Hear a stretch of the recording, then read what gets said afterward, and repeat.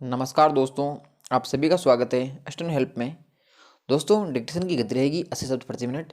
दोस्तों, यूपीएसआई का skill test अब होने वाला है, तो आप सभी लोग अच्छी तरह से डिक्टेशन का अभ्यास करके जाएं। और जो सीरीज हमने चलाई है, इस सीरीज से डिक्टेशन बाहर नहीं जाएगा। इसी लेवल के डिक्टेशन आपको एग्जाम में फेस करने को मिलेंगे, देखने को मिलेंगे। दोस्तों, कुछ ही दिनों में हमारा फ्री सॉफ्टवेयर जिसका शुल्क कुछ भी नहीं रहेगा, वो भी आपको मिलेगा। तो आप हमसे जुड़े रहें और वीडियो को ज़्यादा से ज़्यादा लाइक करें। जितने ज़्यादा व्यू आने लग जाएंगे, जब 500 प्लस व्यू आने लग जाएंगे, तो दूसरे ही दिन से आपको फ्री सॉफ्टवेयर मिलने लगेगा, जिसमें आप ट्रांसक्राइब कर पाओगे और उसका शुल्क बिल्कुल भी नहीं रखा जाएगा। तो स्टार्ट करते हैं। 3, 2, 1 स्टार्ट। स्वतंत्रता के पश्चात हमारे देश ने विभिन्न क्षेत्रों में उन्नति की है, जैसे सामाजिक अर्थव्यवस्था में प्रगति, वैज्ञानिक आविष्कार, सांस्कृतिक रूप में समृद्धि, शिक्षा के क्षेत्र में विकास, खेती के उन्नत तरीके, तकनीकी और विज्ञान का समुचित विकास, चिकित्सा के क्षेत्र में अनुसंधान आदि कई क्षेत्र हैं जिनमें अब हम आगे बढ़ चुके हैं। विराम। आज के भारत को 21वीं सदी का भारत कहा गया है। मोदी सरकार के आने के बाद भारत में डिजिटल क्रांति का भी संचार बहुत ज़्यादा हुआ है। विराम। जिस तरह ई कॉमर्स ने भारत में जगह बनाई है, ठीक इसी तरह आज भारत में अनेक सरकारी सुविधाओं के लिए हम घर बैठे ऑनलाइन आवेदन कर सकते हैं। विराम।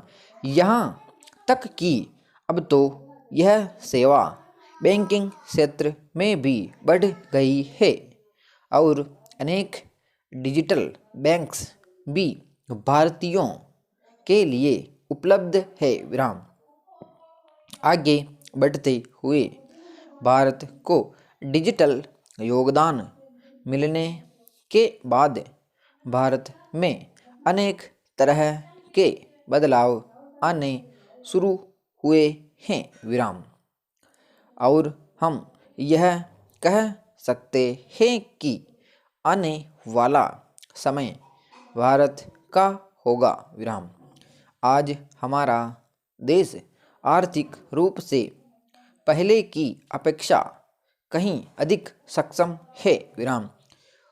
हार्वर्ड यूनिवर्सिटी के अर्थशास्त्रियों के अनुसार भारत की विकास दर लगभग 7% है, जो इसे सबसे तेज गति से विकास करने वाला देश बनाती हैं और इसी वजह से वर्ष 2024 तक इसे चाइना से भी आगे ले जाएगी। विराम। अगर आज भी देखा जाए तो भारत का दूसरा स्थान ही है, अर्थात अर्थव्यवस्था के मामले में हम चाइना के बाद विश्व की सबसे बड़ी आर्थिक शक्ति है। विराम। पैरा। प्राचीन काल से ही हम चिकित्सा के क्षेत्र में अव्वल रहे हैं, परंतु उपकरणों के अभाव में हम पिछड़ गए थे। परंतु आज स्थिति कुछ और है। विराम। हमारे देश में सभी बीमारियों का इलाज उपलब्ध हैं, साथ ही उनकी जांच के लिए भी सभी मशीनों की व्यवस्था देश में उपलब्ध कराई गई है। विराम। पैरा। स्वतंत्रता के बाद प्रारंभ की गई प्रथम पंचवर्षीय योजना की तुलना में आज हमारे चिकित्सकों और अस्पतालों में पलंगों की संख्या बढ़कर पहले की तुलना में क्रमशः लगभग 2 गुनी से 6 गुनी हो चुकी है। विराम। मलेरिया, टीबी, हैजा जैसी बीमारियों से लोग पहले ही अपेक्षा कम पीड़ित होते हैं विराम। वही जानलेवा बीमारियों जैसे प्लेग, छोटी माता आदि से होने वाली मृत्यु दर में भी कमी आई है विराम। देश में व्याप्त पोलियो जैसी बीमारी को लगभग हम पूर्णतः खत्म कर चुके हैं विराम।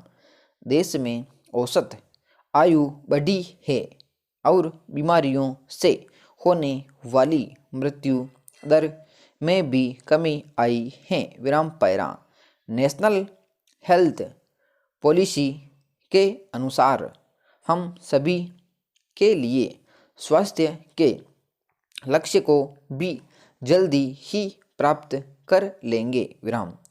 चिकित्सा विज्ञान में उन्नति करने के साथ ही हम देश में बीमारियों के प्रति जानकारी फैलाने और उससे बचाव के प्रति जागरूकता उत्पन्न करने में भी सफल रहे हैं विराम पैरा। तकनीकी के मामले में भी हम पहले की अपेक्षा कहीं अधिक आगे बढ़ चुके हैं विराम।